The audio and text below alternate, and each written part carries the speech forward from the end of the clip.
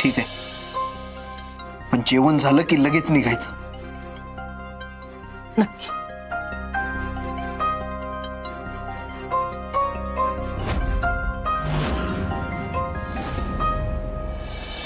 इरा, धैर्याच्या जेवणाचं बघ काय ते. त्यांचं जेवणाचं ताट मी त्यांच्या खोलीतच वाढून नेलंय. आलेच घेऊन.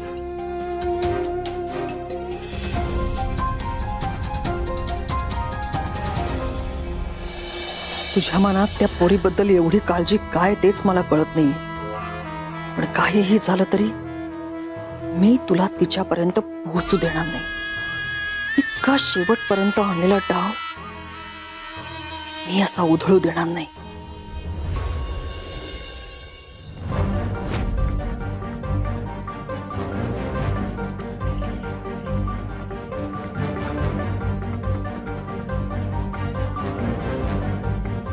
काय ग, कळत नाही तुला?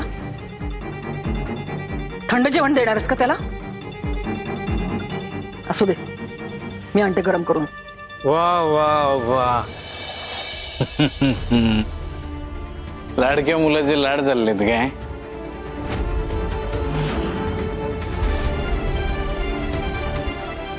नाही, जरा माझ्याकडे पण लक्ष दे की, मला पण भूक लागली. जेवायला वाढ.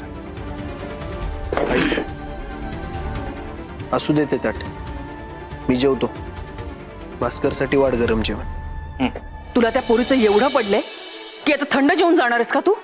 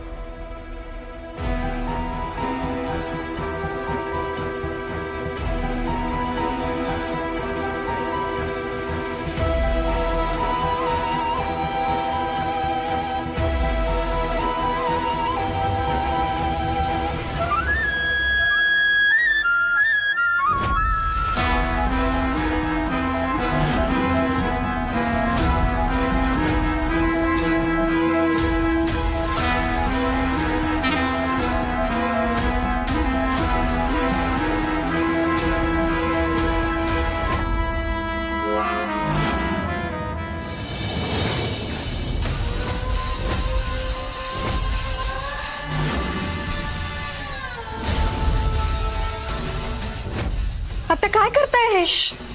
हळू बोल. धैर्याने सावीकडे जायला हवं का? मग शांत बस.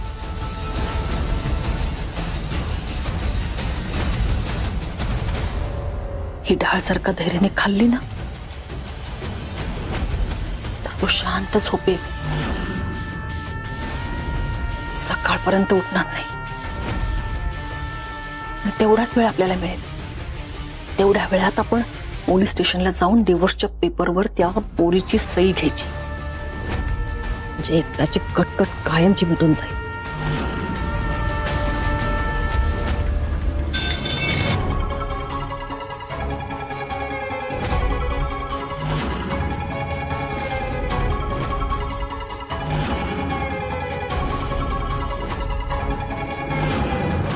नीता,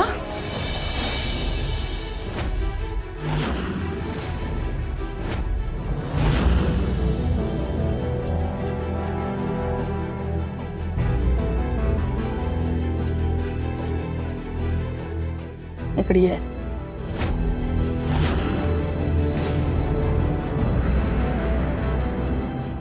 आता इथे जे काही ऐकलेस ना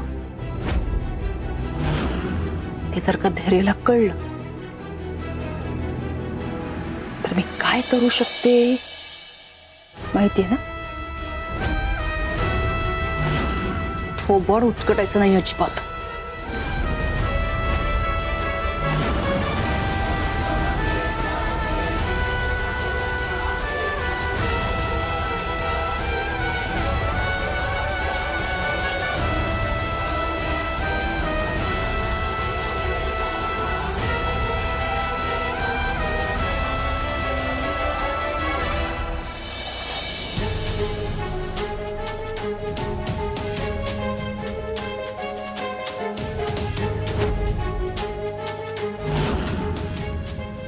देवा, धैर्य भाऊजी सावीला सोडवायची शेवटची आशा होती.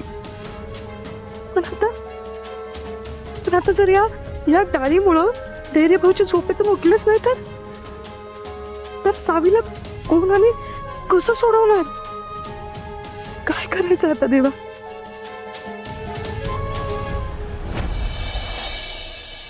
धैर्यांनी खरंच मला इथं अडकवलं असेल.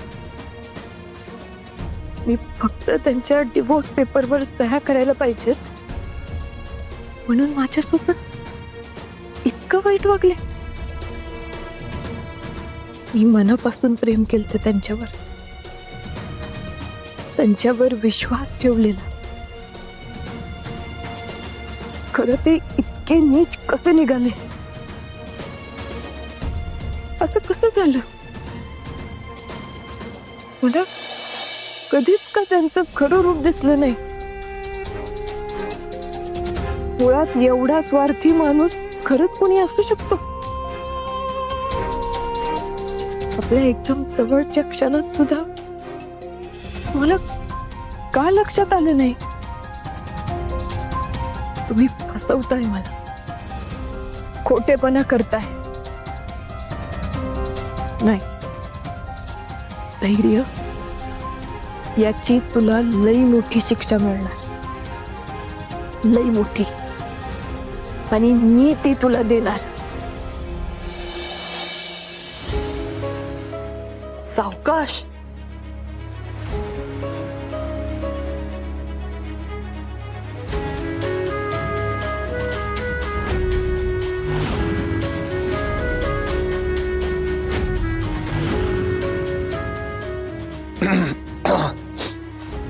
झालं माझं जीवन. केली मी तुझी इच्छा पूर्ण. आता चल, आता पोलीस स्टेशनला जाऊ. धैर्य, अरे काय होते तुला? अचानक डोकं गरगरल्यासारखं, डोकं जड पडलंय.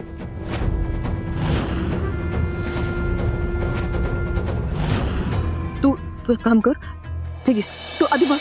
नाही, असू दे, मी ठीक आहे.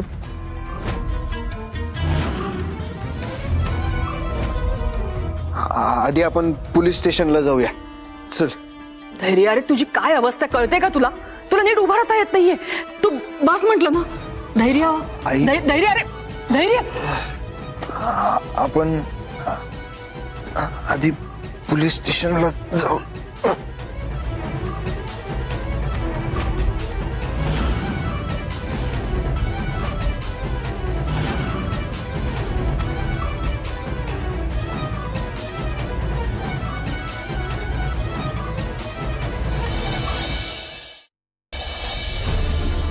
भास्कर,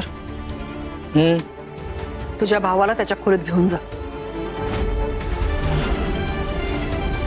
आता सकाळपर्यंत तरी तो उठणार नाही.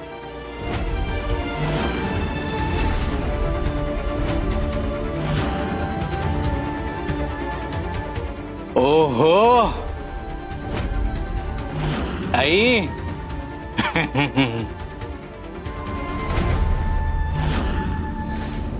आज परत जुनी दामिनी मुजुमदार दिसली.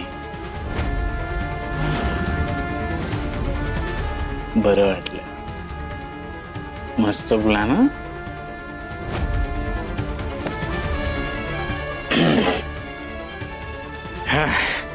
इरा, मदत कर बस. मेरी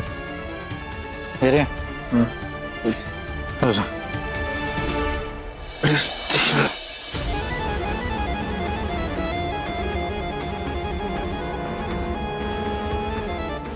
पोलीस स्टेशन नाही, आता डायरेक्ट बेडवर.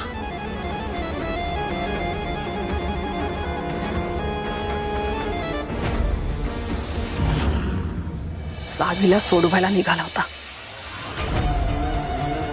असं कसं करू देईन मी? ती पोरगी रात्रभर लॉकअप मध्ये राहायलाच हवी. तेव्हा तिची अक्कल ठिकाण्यावर येईल.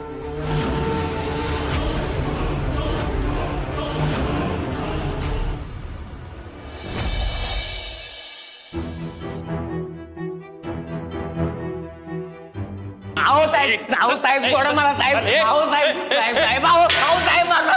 आहो साहेब, मारू नका साहेब. आहो साहेब, मारू नका लागते. चुप, एकदम चुप. बस खाली, बस. ए, बस बस, काल है आवाज करे. बसतो साहेब, बसतो. काय पवार काय झालं? आपलं नेहमीच सर पाकिट मार. अटक त्याला. आहो साहेब, काय केलं मी? आहो साहेब, खरंच नाही काय केलं. आहो सोडा साहेब मला.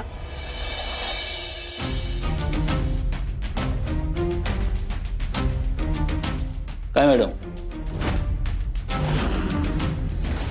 ही असली माणसं आम्ही इथं आणतो. तुम्ही तर चांगल्या घरच्या आहात, कशाला चोरी केलात?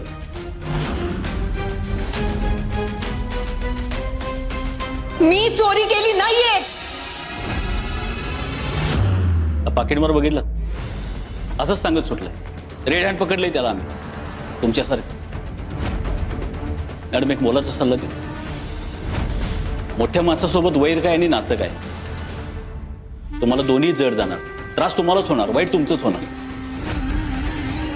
माझा ऐका मॅडम, त्या पेपरवर सह्या करा. आहेत आपल्याकडे पेपर, इथंच ठेवलेत. मोकळं व्हा, सुखानं दक्षेला सगळे. तुमच्या सल्ल्यासाठी थँक्यू. खरं मी सही करणार नाही. आणि मला इथं जाणून बुजून ठेवलंय हे तुम्हाला पण माहिती. त्यांच्या बाजूने राहून माझ्यावर दबाव नाही टाकू शकत तुम्ही. उद्या तुम्ही पण आज जाल. मी काही चुकीचं केलेलं नाहीये, त्यामुळे मला या जागेची काय कसलीच भीती नाही. ठीक आहे, मर्जी तुमची. मग इथंच राहा रात्रभर. ए चहा सांग रे मला. सावे, धीर सोडायचा नाही. काय वाटेल ते झालं तरी चालेल, खरं ही लढाई हारायची नाही.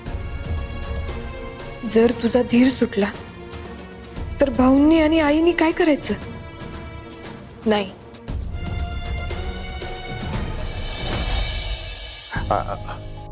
साहेब नमस्कार, भाऊ बोलतोय. माफ करा, जरा रात्री उशिरा कॉल करतोय तुम्हाला, पण कामच तसं आहे. ह्या घडीला मला तुमच्या मदतीची जरा गरज आहे. होऊ शकेल का?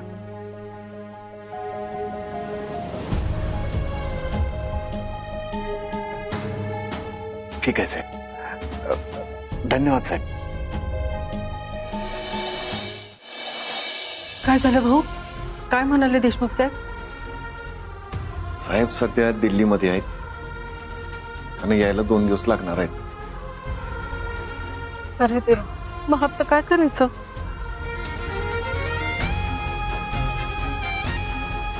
काय उपयोग? एवढ्या शाळा चालवून, एवढी पोरं घडवून, त्यातलं एक पोरगा आता सध्या कामाला सुद्धा येत नाही. काय उपयोग आहे एवढी डॉक्टर, इंजिनियर, इन्स्पेक्टर, कलेक्टर करून? आहे काय उपयोग?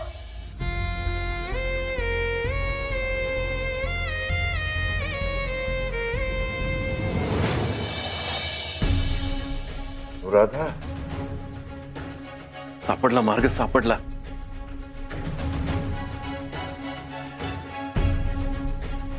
आता एक व्यक्ती अशी आहे जी माझ्या सावीला या सगळ्या गोष्टीतून सोडवणार, खात्री आहे मला.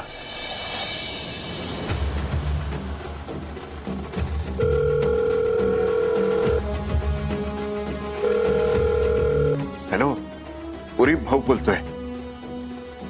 माफ कर, जरा एवढ्या उशिरा कॉल करतोय तुला, पण मला आत्ता या घडीला तुझ्या मदतीची लय आवश्यकता आहे. करशील ना? भाऊ, तुम्ही फक्त सांगा काय मदत हवी आहे, मी आहे. अजिबात काळजी करू नका. सांगा काय झाले?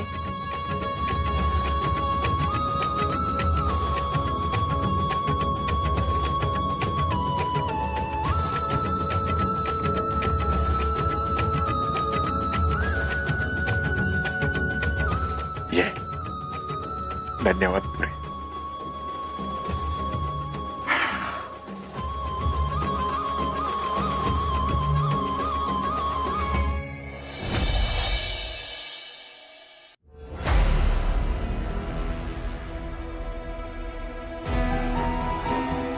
माफ कर मला धैर्य. आणि सगळं मी तुझ्यासाठी करते रे, तुझ्या चांगल्यासाठी.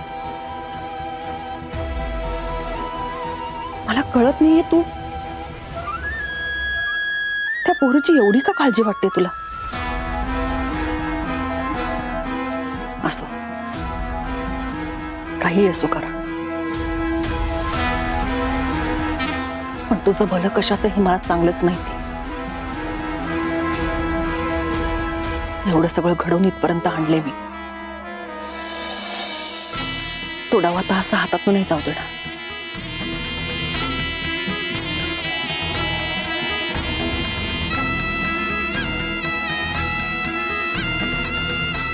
आत्या, चला निघूयात. तू कुठं निघाली? आत्या, मला त्या सावीला लॉकअप मध्ये असलेलं बघायचंय. खूप शहाणी समजते ना ती स्वतःला. मग आता तिचं पडलेलं तोंड आणि उतरलेला माज बघायचा आहे मला. चला आत्या. जाऊ आपण, पण आता नको.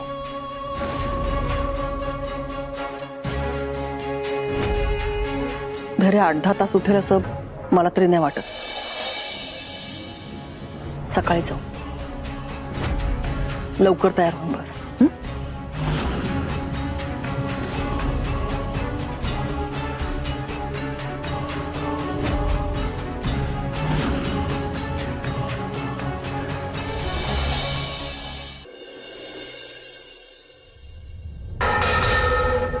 सावी नाईक,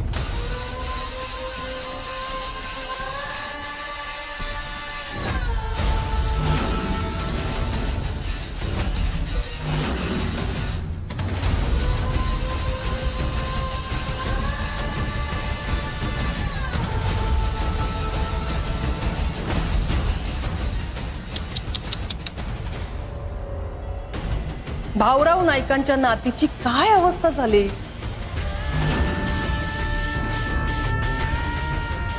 बघवत नाहीये ग. ही वेळ यावी तुझ्यावर. वेळ आली नाही, आणली. कप्तान,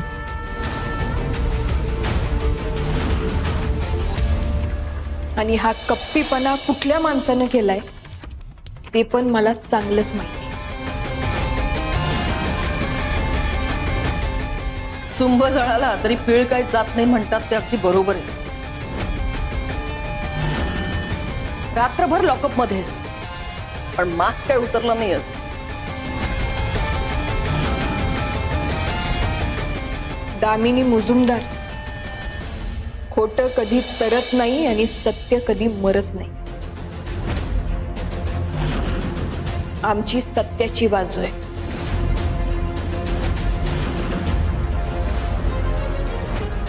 आणि तुम्ही जो माज म्हणताय ना, तो आमच्या सत्याच्या बाजूने चालल्यामुळं आलेला स्वतःवरचा विश्वास आहे.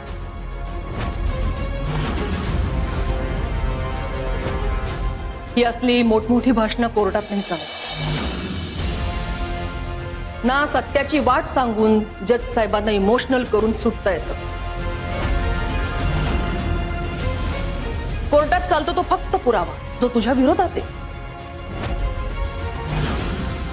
तू कितीही सत्याच्या वाटेने चालत असलीस ना तरी चोरीचे दागिने तुझ्या झोळीत सापडले हे विसरू नको.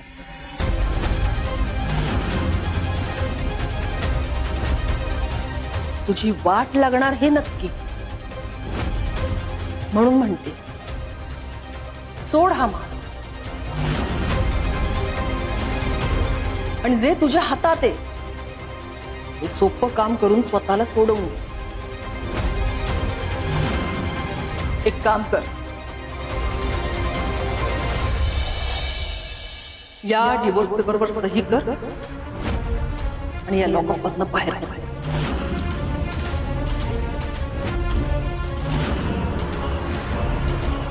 घाबरून सही करायला मी काय मुजुमदार नाहीये. सहन करणं माझ्या रक्तात आहे. तुम्हाला काय पाहिजे ते करा, किती पण धमकी द्या.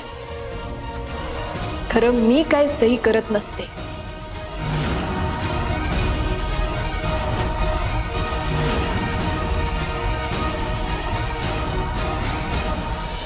ठीक आहे, जशी तुझी इच्छा. रहा आयुष्यभर या जेलमध्ये सडत.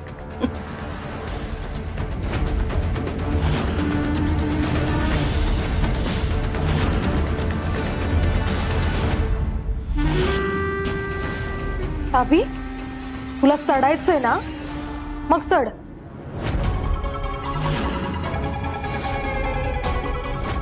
अगं पण हे तुझे म्हातारे आजोबा, त्यांचा तरी विचार कर ग.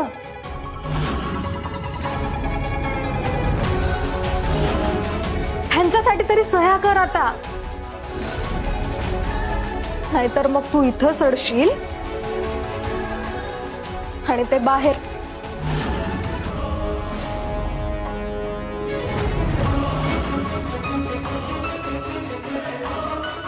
नाहीतर मग चुकून माकून तुझ्यामुळे त्यांना काही झालं तर स्वतःला कसं माफ करणार आहेस तू? इरा, लिमिट मध्ये राहा. बरोबर बोलते ती.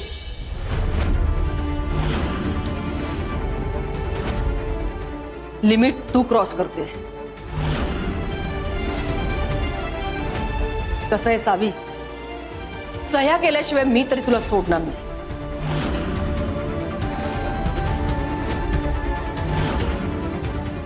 उगाच वेळ जाऊन शहाणपण येण्यापेक्षा वेळीच शहाणी हो. दामिनीबाई,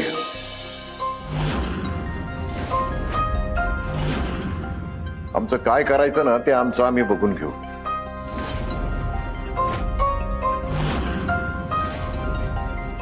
तुम्ही आम्हाला शिकवायची गरज नाही. अरे काय म्हणला तुम्ही?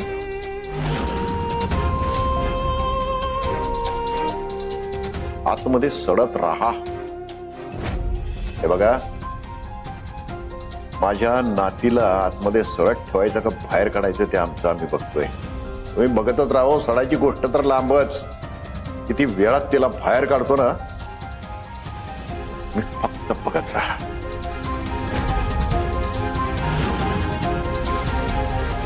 ठीक, मलाही बघायचंय तुम्ही काय करू शकता ते.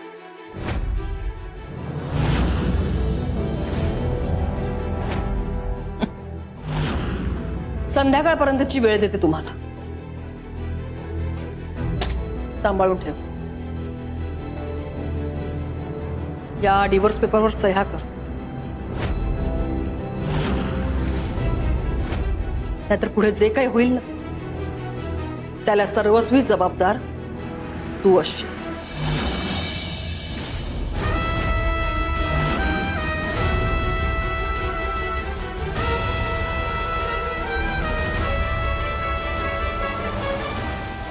चल ये.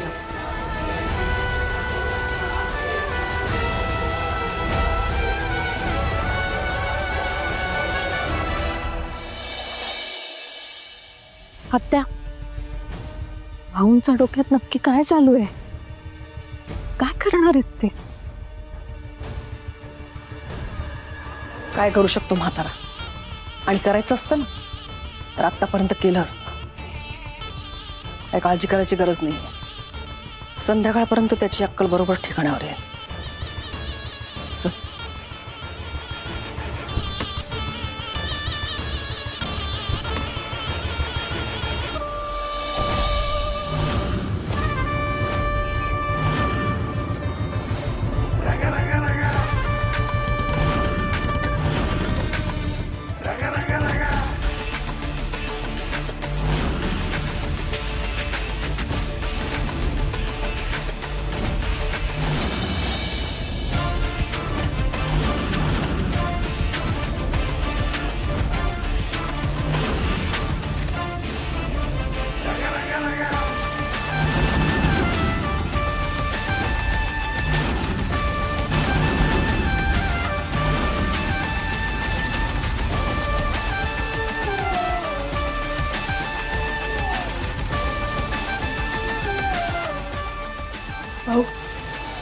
काय करायचं आपण? सावे, माझ्यावर विश्वास आहे ना तुझा? हो हो, स्वतःपेक्षा पण जास्त. काळजी कशा पायी करतेस? मी आहे ना. भाऊ,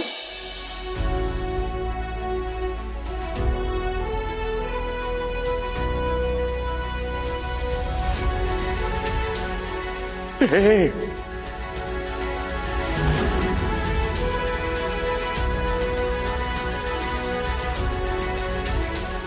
मंजू, बाळा, तुझ्या अंगात वर्दी आहे आणि ही वर्दी अशी चुकलेली चांगली नाही दिसत. भाऊ, माझ्यासाठी ही वर्दी जितकी महत्वाची आहे तितकेच तुम्ही. मंजू, अगं एवढी मोठी साहेबीन झालीस तरी हाही तशीच आहेस. साधी, सरळ, प्रामाणिक.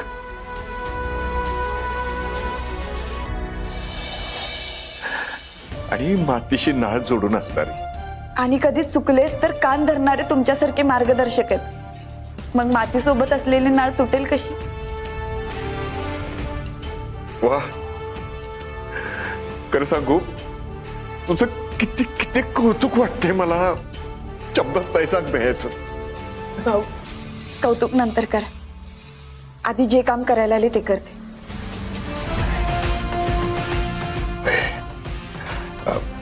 पण सॉरी बर का, तुला असं अचानक बोलून घ्यायला लागलं. भाऊ, तुम्ही सॉरी नाही बोलायचं. तुमचा हक्क आहे माझ्यावर. तुम्ही फक्त आदेश द्यायचे.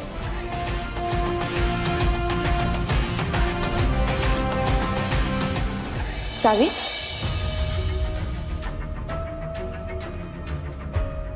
सावी, भाऊंनी मला सगळं सांगितलंय. आपण या केसचा लवकरच छडा लावू. तू अजिबात काळजी करू नको. असा कसा छडा लावणार?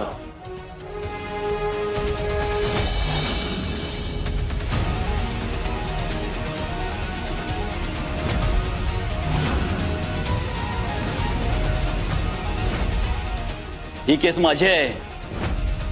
मग तुम्ही कसा छडा लावणार इन्स्पेक्टर मंजू?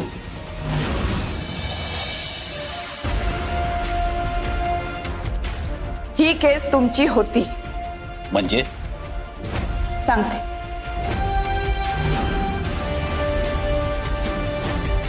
मला सांगा, सावी नाईकला तुम्ही अटक केली?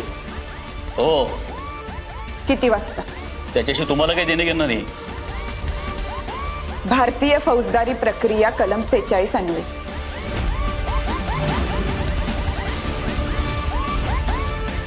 सूर्यास्तानंतर आणि सूर्योदयापूर्वी कुठल्याही महिलेला अटक करता येणार नाही. अतिशय गंभीर गुन्ह्याखाली अटक करण्याची तरतूद आहे, पण त्यासाठी विशिष्ट परवानगीची गरज असते, जी तुमच्याकडे नव्हती.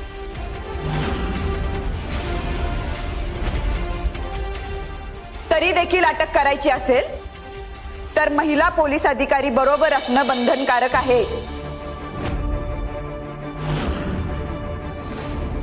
आणि हे कुठलेच नियम पाळले गेले नाहीत. आणि जिथपर्यंत मी सावीला ओळखते, तिने याची नक्कीच आठवण करून दिली असणार तुम्हाला.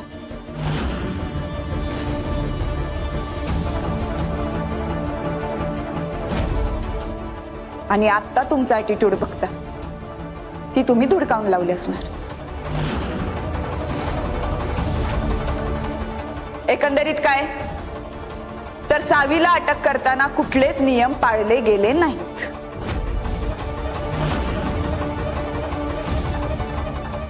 हा, ते सगळं ठीक आहे, पण तिने ते पण बिन सगळे एसपी साहेबांना सांगा.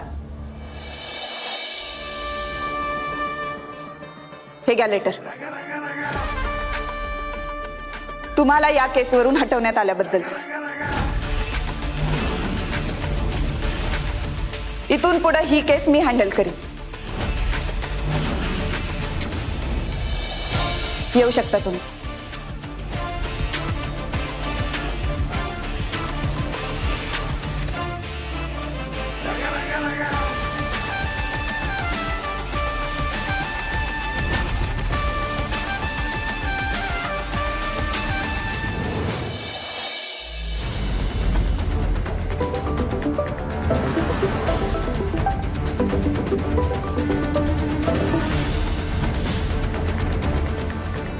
Hello Damini madam. बोला, काही खुशखबर केल्या सह्या तिने? कसल्या सह्याने कसलं काय घोळ झालाय सगळा इथं. म्हणजे ही केस माझ्याकडून काढून घेतले आणि इन्स्पेक्टर मंजूच्या हातात दिले. मॅडम मी आता काहीच करू शकत नाही. मला माहिती आहे ती इन्स्पेक्टर मंजू कशी आहे ते. एक गोष्ट सांगतो मॅडम, आता तुम्हाला जरा काळजी घ्यावी लागेल.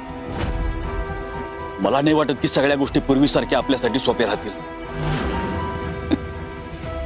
तिथे मंजू येऊ दे, नाहीतर तिचा मोठा अधिकारी येऊ दे,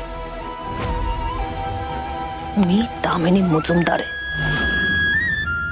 मला काही फरक पडत नाही.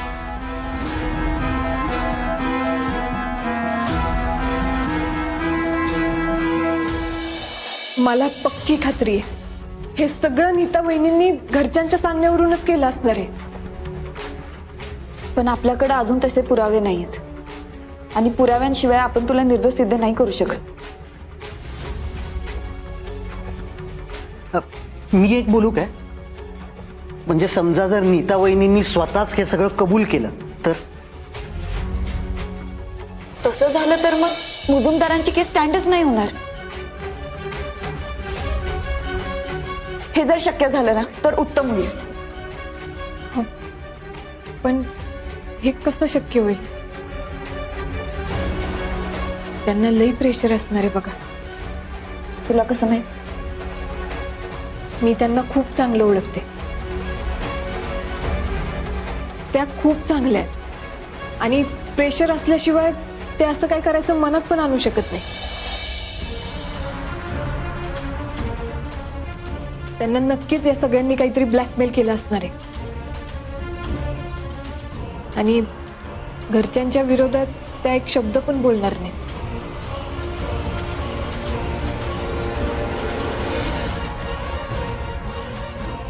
मग आपल्याकडे दुसरा पर्यायच नाही.